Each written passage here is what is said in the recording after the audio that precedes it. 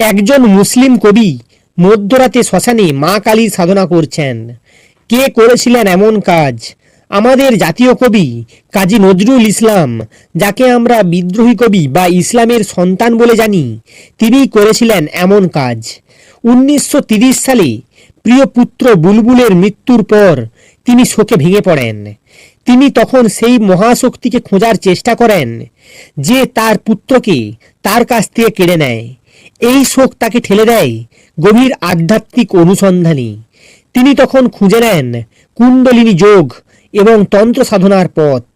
গুরু বরদাচরণ মজুমদারের সান্নিধ্যে তিনি সাধনায় নিমগ্ন হন। কথিত আছে তিনি দাবি করেছিলেন মধ্যরাতে শ্মশানে সাধনা করতে করতে তিনি মা কালীর ধ্বংসাত্মক রূপ অনুভব করেছিলেন।